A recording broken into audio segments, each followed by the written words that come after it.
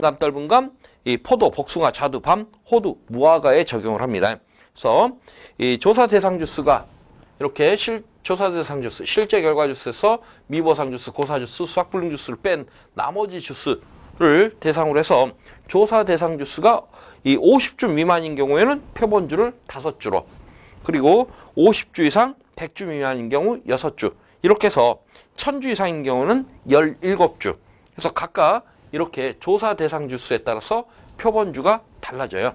그리고 이렇게 별표 1-1은 암기를 하셔야 돼요. 예를 들어서 이럴 수가 있습니다. 문제에서 뭐 최소 표본주를 조사를 했더니 이 결과가 어떻게 나왔다. 그러면 최소 표본주가 몇 주인지 모르면 주당 평균을 우리가 구할 수가 없어요. 전체를 구할 수가 없기 때문에 이 기본적으로 별표 1-1부터 별표 1-1, 2, 1-3, 1-4 해서 각 품목별로 이렇게 쭉 이 표본 주수를 몇 주로 할 것이냐, 이 산정표가 있으니까 이건 반드시 암기를 하십시오. 그리고 표본주는 이 품종별 재배 방식, 수령별 조사 대상 주수에 비례하여 이 배정하며 품종 재배 방식, 수령별 표본 주수의 합은 전체 표본 주수보다 크거나 같아야 한다. 그래서 이렇게 이 주수가 크거나 같아야 된다 했는데 그게 지금 예시로 나와 있죠. 예시 보면 스가루 이 반밀식 재배 수령 10년짜리 20년짜리 해서 품종 그리고 수령 재배 방식 여기에 따라서 각각 고르게 분포되도록 해라 하는 얘기입니다. 그러면 스가루 반밀식 같은 경우는 10년생, 20년생 조사 대상 주수가 100주, 200주였습니다. 그리고 홍로 밀식 수령 10년 조사 대상 주수 100주. 후지 재배 방식은 일반이고 수령 10년 조사 대상 주수는 150주다. 그러면 토탈 550주입니다. 550주일 때 표본 주수는 몇 주여야 돼요? 12주가 나와야 돼요. 그래서 전체 총 550주이기 때문에 12주 이상을 우리가 조사를 해야 됩니다. 그러면 12주를 이렇게 어떻게 나눌 것이냐 하는 얘기죠. 그래서 뭐 스가루 수령이 반밀식에 10년, 15년, 이거 10년, 20년. 그리고 홍로 10년, 후지 10년.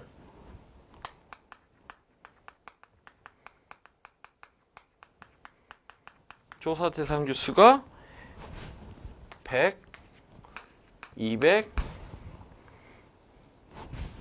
100, 150주였다. 그러면 요게 토탈 550주. 이 550주에 따른 이 표본 주수는 기본적으로 12주 이상이어야 돼요. 그러면 이제 계산을 한번 해보죠. 나누는 게 12주 곱하기 550분의 100.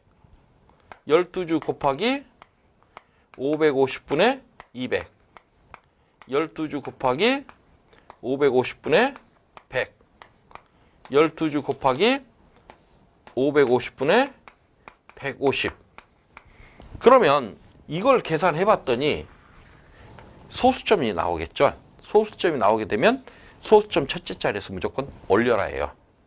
그래서 반올림이 아닙니다. 4,4,5입이 아니고 올려라예요. 그래서 봤더니 토탈 몇 주가 나와요. 요게 3주, 그리고 5주, 3주, 4주가 되는데 이거 계산해 보면 토탈 15주. 그러면 12주 이상만 하면 되는데 15주, 3주를 더 했어요. 3주가 더 나올 수밖에 없는 게 요거 계산해 봤더니 소수점 첫째 자리에서 올려버렸더니 15주를 조사를 해야 될 것이다. 그래서 여기에서 말하는 12주는 최소 표본 주수입니다. 그래서 이렇게 계산하면 수령별, 재배 방식별, 품종별로 각각 그 안분해서 계산을 하게 되면 훨씬 더 많이 나옵니다. 그 내용 한번 뭐죠? 예시 내용 한번 보겠습니다. 조사 대상 주수 550주, 표본 주수 12주 산정 시 적정 표본 주수 산출 예시입니다. 소수점 첫째 자리에서 올려라. 이 품종 재배 방식 수령별 표본 주수를 기준으로 표본 주수를 산정한 후 조사용 리본을 부착한다. 그래서 표본주 선정하고 이제 선정하고 리본을 부착해요. 이 리본에다가 여러 가지 내용을 적습니다. 그래서 선정된 표본주의 품종 재배 방식 수령, 착과수를 조사하고 조사용 리본 및 현지 조사서에 조사 내용을 기재한다.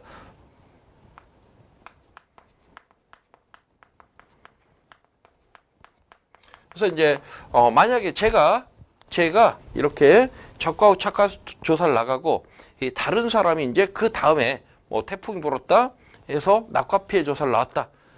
그러면 제가 동일한 그 과수원을 가도 내가 어떤 나무를 표본주로 삼았는지 모릅니다.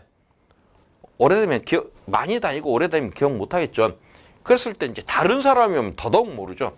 그랬더니 리본에 봤더니 나무에 쭉 있는데, 사과나무가 쭉 있는데, 리본이 하나 붙어 있네요. 그 리본에 봤더니 몇 월 며칠 날 이 이영복이가 적과 후 착과수 조사했을 때 여기에 착과수가 몇 개였다라고 표기가 돼 있어요.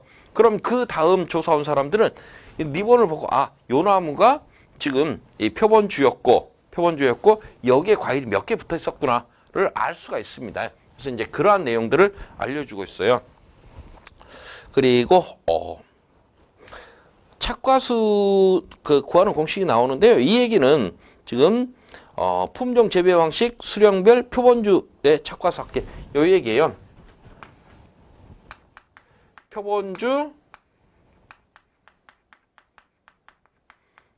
착과수 합계 이것을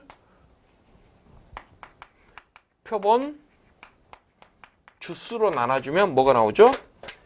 표본주 착과수 합계를 표본 주수로 나누면 표본주 1주당 평균 착과수가 나옵니다. 그리고 나서 여기에다가 곱하기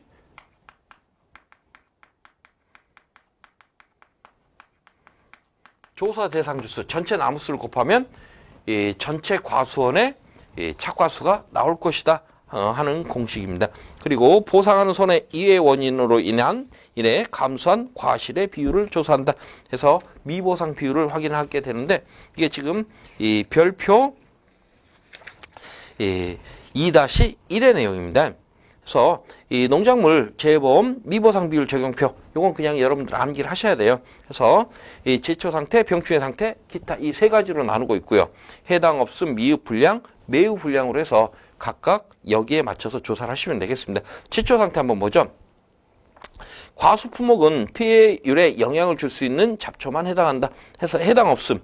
이 잡초 농지, 이 잡초가 농지 면적의 20% 미만인 경우, 그리고 이 20에서 40% 미만인 경우는 미흡, 그리고 40에서 60% 미만인 경우에는 불량, 그리고 매우 불량은 60% 이상인 경우는 매우 불량으로 해서 각각 제초 상태 20, 10, 20 미만, 20 이상으로 해서 미보상 비율을 적용을 하고 있습니다.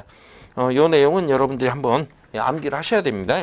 그리고 피해 사실 확인 조사, 피해 사실 확인 조사부터는 우리 다음 시간에 이어서 진행할까요? 예, 수고들 하셨습니다.